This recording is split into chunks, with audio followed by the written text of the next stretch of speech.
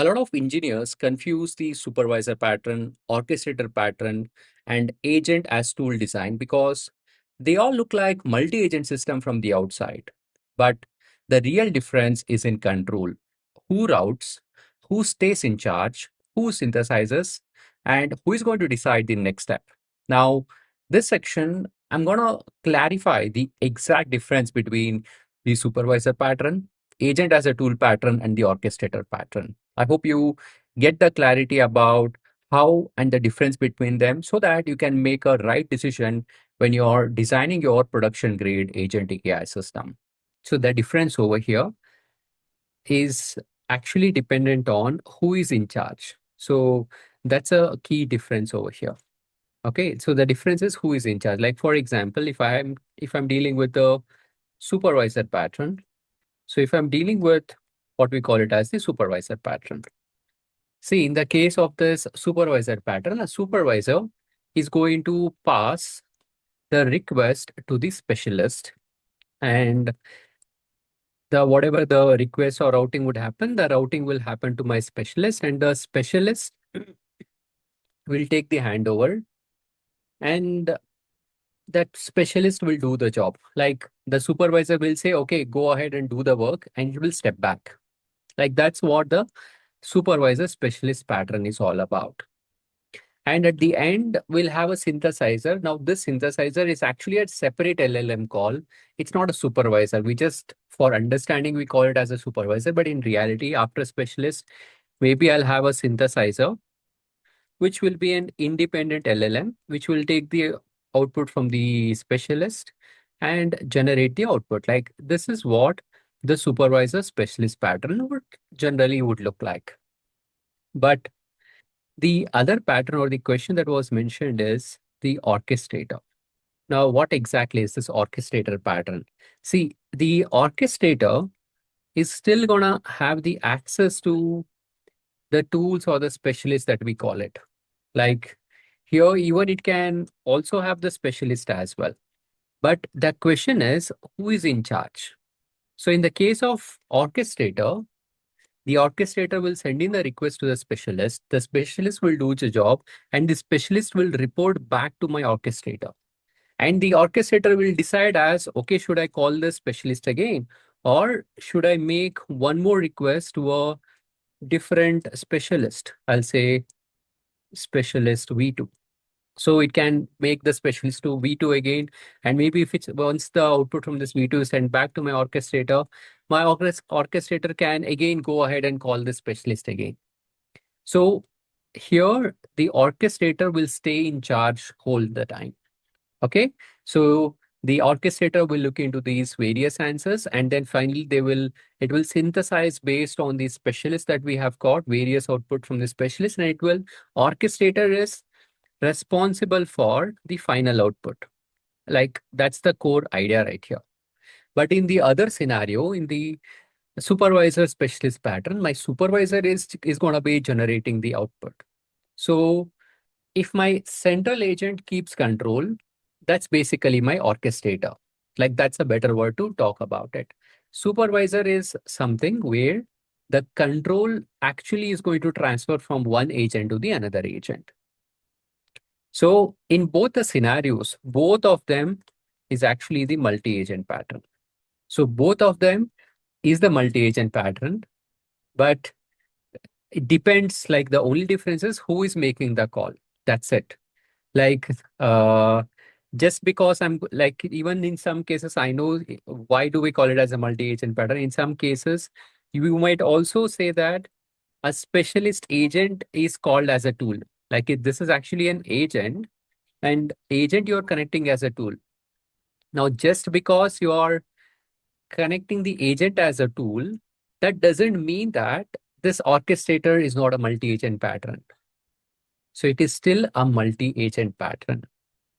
Whether I'm calling this specialist agent as a tool or whether I'm calling it as another some service call or something, it is still a multi-agent pattern. So what the key idea about this multi-agent pattern or the definition of multi-agent pattern is, if I have more than one independent thinking loop, like that's where we'll call it as a multi-agent pattern in both the scenarios that we have got. Okay.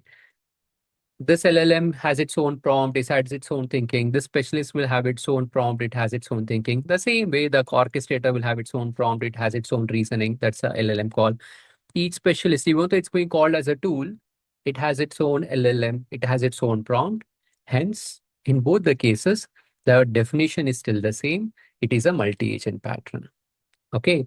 The only difference between these two patterns is who is in charge. In the supervisor pattern, supervisor will just perform the handoff and it will just be silent, like it will do the routing. But in the orchestrator, it will take the responsibility of end to end. That is the core difference here. So that's the answer for, I'll say, for the 1A. Now, the second one is also an interesting one. So it says that to solve the mixed intent in the query. In the supervisor specialist agent setup, after receiving the response from the specialist agent, can the synthesizer check whether all the required information for the user query has been collected? If not, repeat the same flow again. Supervisor classification, specialist agent, especially essentially the React loop. If this approach can already handle the mix and intent problem, then what additional do we get by exposing the agent as a tool? Okay, so here just to name and just to mention as like how to interpret this. Yeah, what we are saying is this LLM call, instead of directly generating the output, maybe I'll do some validation. And then based on this validation, is there a way to call the supervisor so that I will rerun the same? Now, yes, this loop will definitely work. There is no wrong in that. The specializer will route, the supervisor will route, specialist will execute. The synthesizer can do the check. Maybe this specialist is going to generate the structured output. And based on the structured output, we can have the confidence score. And based on that, we can have the synthesizer LLM. I'll mention it here. We can have the synthesizer LLM to perform it, route it back to my supervisor. So this will help us to check whether we have actually covered for all the scenarios. If not, we can absolutely solve this mixed intent in this manner. Now here we can make use of our state graph or state object to say that as whether we have like to update the values or to update the variables, to update the state object so that we can track it effectively. Like this pattern can be done. Now the question is, what does agent as tool is going to give us on top of that? See, if I make use of this agent as tool, that is this approach. So the first thing that or the advantage that I would get is speed.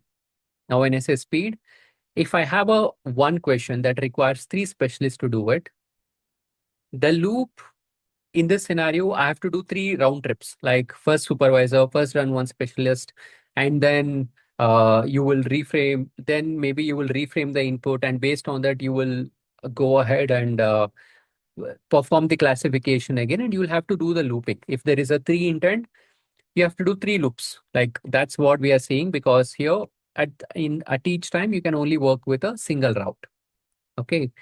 But if a question requires 3 specialists, and if I'm working as an agent as a tool, then the orchestrator can call all of 3 at once. And then this orchestrator, anyway, it is going to combine the answers. So that's one benefit that we would be getting. The other benefit that we would be getting is there's only one brain that is doing the planning. So here the entire thinking is being done by a single orchestrator, because the orchestrator has seen the full question. It will decide what it requires from maybe 3 specialists, V1 specialist, V2, V3, and so on. And it knows which to call. Like it doesn't have to figure out the intent each and every time. It knows the intent at the start itself. And third, the other advantage that I can name over here is like when this tool getting executed, okay, when this tool is getting executed, like this orchestrator can actually think between the calls. Like for example, when the execution is happening, maybe I can set up as, okay, when my output from V1 tool is generated as an output, it can do the analysis And then it can decide what to ask for maybe the next specialist next time. Now, that's difficult to do it specifically, control it from our side using the loop pattern. So I'll say orchestrator can think between the chords. Like these are the three advantages that we would be getting, especially for the mixed intent scenario. All right, guys. I hope this clarified the difference. See, the difference over here is who stays in charge. So the supervisor is going to perform the handoff. Orchestrator will always stays in charge. And the agent as tool will give you the control over the mixed intent execution. So that's the key summary of this video, guys. I hope you have enjoyed. Subscribe to our channel if you're watching us for the first time. This is Nachiketh Murthy. I look forward to helping you on your Agentic AI journey.